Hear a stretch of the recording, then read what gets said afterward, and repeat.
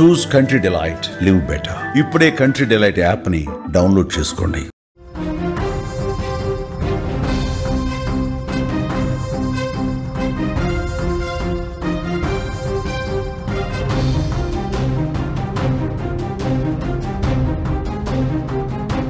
స్వాతి హత్యలో బయటపడుతున్న కీలక విషయాలు.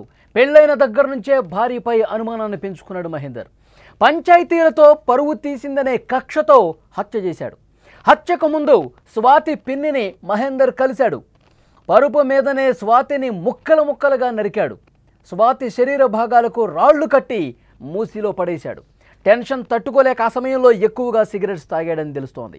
చెల్లికి ఫోన్ చేయడంతో మహేందర్ దొరికిపోయాడు. బోడుపుల్ స్వాతి హత్య కేసులో ఇప్పుడిప్పుడే కొన్ని కీలకమైన విషయాలు బయటపడుతున్నాయి. మహేందర్ రెడ్డి స్వాతి ప్రేమించుకుని పెళ్లి చేసుకున్నారు. కానీ వారి వైవాహిక జీవితం పెళ్ళైన నెల నుంచే అనుమానాలు, గొడవలతో స్టార్ట్ అయింది. అనుమానం అనే పెనుభూతం వాళ్ళ జీవితాన్ని పూర్తిగా నాశనం చేసింది. అసలు స్వాతి మహేందర్ పెళ్ళైన దగ్గర నుంచి కూడా స్వాతి మరణం వరకు ఏం జరిగిందో ఒక్కసారి మీకు క్లియర్గా ఎక్స్ప్లెయిన్ చేసే ప్రయత్నం చేస్తాం. ఈ దంపతులు ముందుగా వికారాబాద్లో ఉండేవాళ్ళు. అక్కడే స్వాతి గర్భవతి అయినప్పుడు మహేందర్ రెడ్డికి అనుమానం పెరిగింది. దాంతో అతను ఒక ప్రైవేట్ ఆసుపత్రిలో అబార్షన్ చేయించాడు. గొడవలకు సంబంధించి స్వాతి వికారాబాద్ మహిళా పోలీస్ స్టేషన్లో కూడా ఇతని మీద కేసు పెట్టింది. నా మీద అనుమానం పడతా ఉన్నాడు, నన్ను వేధిస్తూ ఉన్నాడు, గొడవలు పడతా ఉన్నాడు, కొడతా ఉన్నాడు, బూతులు తిడతా ఉన్నాడు, టార్చర్ అయిపోయింది, ఇతన్ని సెటరేట్ చేయండి అని చెప్పి ఒక కేసు కూడా పెట్టింది. ఆ తర్వాత కౌన్సిలింగ్ ఇచ్చి వాళ్ళిద్దరి మధ్య రాజీ కుదిర్చారు. ఆ తర్వాత వాళ్ళు హైదరాబాద్కి మకాం మార్చిన పరిస్థితుంది. కాంప్రమైజ్ అయ్యి హైదరాబాద్కి వచ్చిన తర్వాత భర్త మహేందర్ ర్యాపిడోలో జాయిన్ అయ్యాడు. ర్యాపిడో డ్రైవర్గా పనిచేస్తూ ఉన్నాడు. డబ్బులు సరిపోకపోవడంతో స్వాతి కూడా ఒక కాల్ సెంటర్ ఉద్యోగంలో చేరింది. ఆ సమయంలో మహేందర్ రెడ్డికి అనుమానం ఇంకా ఎక్కువైంది. స్వాతి ఉద్యోగం చేస్తోంది, ఎవరెవరితోనో మాట్లాడుతుంది, ఫోన్లు చేస్తూ ఉంది, అనుమానం పెంచేసుకున్నాడు. ఆ ఉద్యోగం నువ్వు వద్దు, నువ్వు మానేసే అన్నాడు. ఈ క్రమంలో స్వాతి కూడా తరచూ పంచాయతీలు పెడుతుండేది. నీ ప్రవర్తన ఎందుకు మార్చుకో మహేందర్, ప్రేమించి పెళ్లి చేసుకున్న మనం మన జీవితాన్ని అందంగా మలుచుకుందాం అనుకున్నాము, ఇద్దరం కష్టపడి పనిచేద్దాము, డబ్బులు సంపాదించుకుందాం, మన జీవితం ఒక అద్భుతంగా ముందుకు వెళ్ళే విధంగా ప్రయత్నం చేద్దామని చెప్పి ఎంతో నచ్చ చెప్పింది. కానీ మహేందర్ వినలేదు. ఈ విధంగా గొడవలు జరుగుతూనే ఉన్నాయి. ఈ సమయంలో రెండోసారి కూడా స్వాతి గర్భం దాల్చింది. 27వ తారీఖున వికారాబాద్ వెళ్ళి వైద్య పరీక్షలు చేయించుకుని పుట్టింటికి వెళ్తానని చెప్పింది. భార్య పదే పదే పుట్టింటికి వెళ్తానని చెప్పడం మహేందర్కి అస్సలు నచ్చలేదు. మహేందర్ రెడ్డిలో అనుమానం పెరుగుతూ ఉంది. కాల్ సెంటర్ జాబు మానేయమని చెప్పాను, బలవంతంగా మానేయమన్నాను, మానేసింది. తర్వాత గొడవలు స్టార్ట్ అయ్యాయి. మళ్ళీ నేను పుట్టింటికి వెళ్తాను, 27వ తారీఖు వినాయక చవితి పండుగ ఉంది, నేను వైద్య పరీక్షలు చేయించుకుంటాను, నేను ఇప్పుడు 5 నెలల గర్భవతిని, ఒక పరీక్షలు చేయించుకుంటాను, నేను పుట్టింటికి కూడా వెళ్తే నా మనసు కొంత కుదుట పడుతుంది, నేను వెళతాను అని స్వాతి అన్నది. పదే పదే పుట్టింటికి వెళతాను అనటం మహేందర్ రెడ్డికి నచ్చలా. కోపం ఎంచుకున్నాడు. ఆగ్రహంతో ఊగిపోయాడు. పుట్టింటికి వెళ్తావా, నువ్వు ఎలా వెళ్తావో నేను చూస్తా అంటూ కోపోద్రిక్తుడైపోయాడు. భార్యను చంపే ముందు మహేందర్ రెడ్డి మేడిపల్లిలో ఉండే స్వాతి పిన్ని అనిత ఇంటికి వెళ్ళాడు.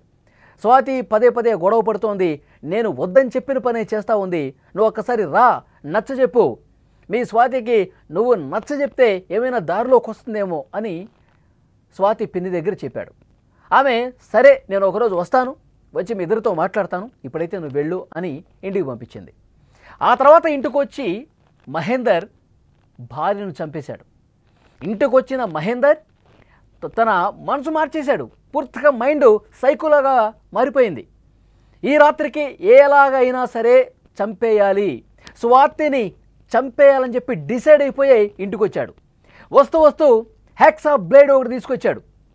బ్లేడ్ తీసుకొచ్చి శవాన్ని ముక్కలు ముక్కలుగా చేసే ముందు, ఆ ఆలోచన చేసే ముందు గొంతు పిసికి బలవంతంగా బెడ్ మీద పడేసి 2 చేతులతో గొంతు మీద నొక్కి ఊపిరాడకుండా చేసి చంపేశాడు.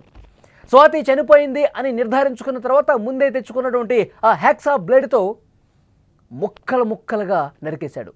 తల, మొండెము, కాళ్ళు, చేతులు అన్నీ వేరువేరు చేసేశాడు. ఆ హ్యాక్సా బ్లేడ్తో కట్ చేసేశాడు. చెత్త తీసుకెళ్లే పెద్ద కవర్లు ముందే తెచ్చిపెట్టుకున్నాడు. ఆ కవర్లలో చేతులు, కాళ్ళు, మొండాన్ని, తలను కుక్కాడు. ఆ కట్ చేసే సమయంలో కూడా ఒక బెడ్షీట్ మీద సౌండ్ రాకుండా, కట్ చేసేటప్పుడు ఎక్కడ సౌండ్ వస్తుందనే ఉద్దేశంతో బెడ్ మీద ఆ శరీర భాగాల్ని కట్ చేశాడు. తర్వాత నల్లటి కవర్లలో వాటన్నిటిని కుక్కేసినటువంటి పరిస్థితి ఉంది. మేడ మీదకి వెళ్ళాడు, ఒక రాయి తెచ్చాడు, ఒక ఇటుకు రాయి తీసుకొచ్చి తలకి జత చేసి దాన్ని తాడుతో కట్టి నల్లటి కవర్లో ప్యాక్ చేశాడు.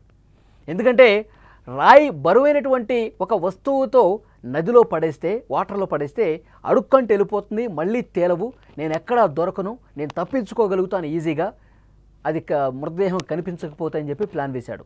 నదిలో తేలకూడదు శవాలు, శరీర భాగాలు, కాబట్టి బరువైన వస్తువును తాడుతో కట్టేసి వాటర్లో పడేద్దాం అనుకున్నాడు. అట్లాగే ఇటుకురాయి తీసుకొచ్చి తలకు కట్టాడు. తర్వాత ఒక 10 కేజీల బరువు ఉన్నటువంటి రాయిని తీసుకొచ్చి కాళ్ళు చేతులు ఉన్నటువంటి బ్యాగులో కట్టేసి పెట్టాడు. వరుసగా 2 సార్లు వెళ్ళాడు. మూసీ నదికి వెళ్ళి ప్రతాపసింగారం రోడ్లో అక్కడ పడేశాడు. 2 సార్లు తిరిగాడు. కట్ చేసిన తర్వాత ఒక్కసారి పాండబ్బా దగ్గరికి వచ్చాడు. సిగరెట్ల మీద సిగరెట్లు, టెన్షన్ తట్టుకోలేక సిగరెట్లు తాగినటువంటి విజువల్స్ కూడా బయటకు వస్తామని అతను ఆ నల్లటి కవర్లలో మూసీ నదిలో పడేయటానికి రాత్రి సమయంలో వెళ్ళినటువంటి దృశ్యాలు కూడా సీసీ ఫుటేజ్, ఆ సీసీ కెమెరాలో రికార్డ్ అయినటువంటి దృశ్యాలను కూడా పోలీసులు తీసుకున్నారు.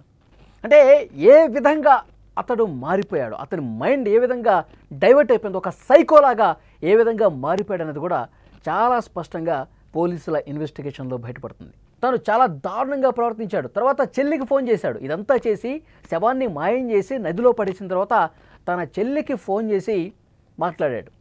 స్వాతి నాతో గొడవ పడింది,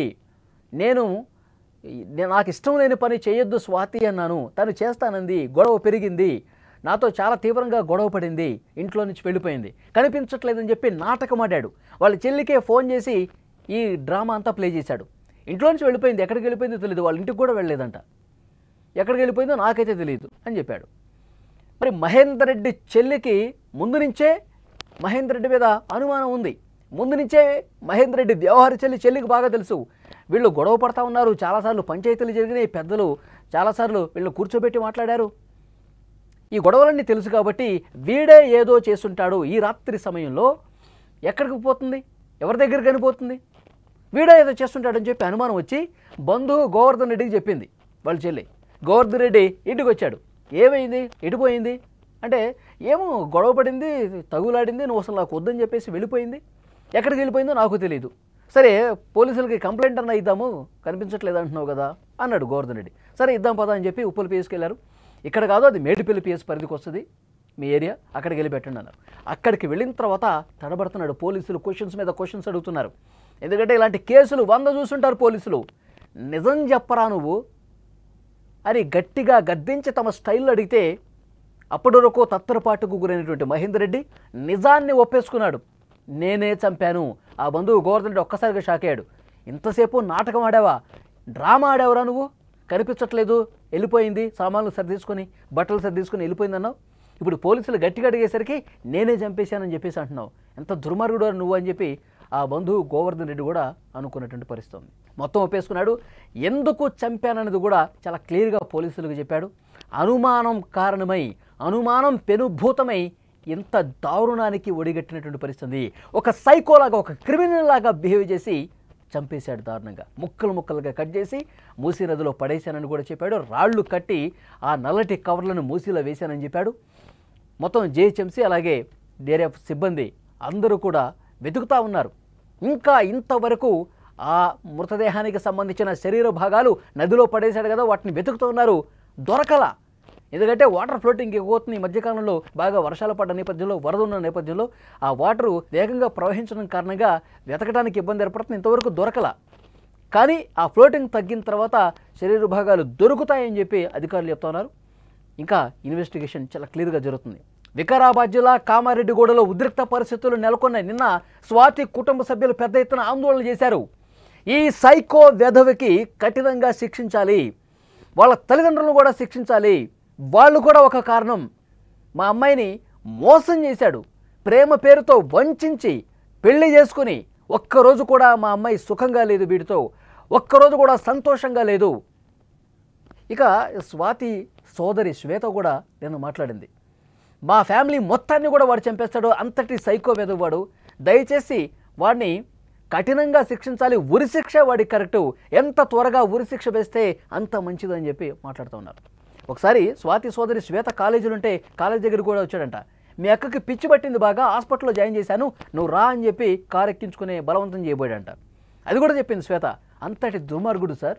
వెంటనే వాడిని శిక్షించాలి. మీరు ఇది జైల్లో వేసి కూర్చోబెట్టడం కాదు, వాడికి ఉరిశిక్ష ఎంత త్వరగా వీలైతే అంత త్వరగా వాడికి ఉరిశిక్ష వేయాలి. మా అక్క ఏ రోజు కూడా సంతోషంగా లేదు, కన్నీళ్లు పెట్టుకుంటుంది, ఏడుస్తూ ఉంటుంది, నాకు ఫోన్ చేసి తన బాధ మొత్తం చెప్తూ ఉంటుంది.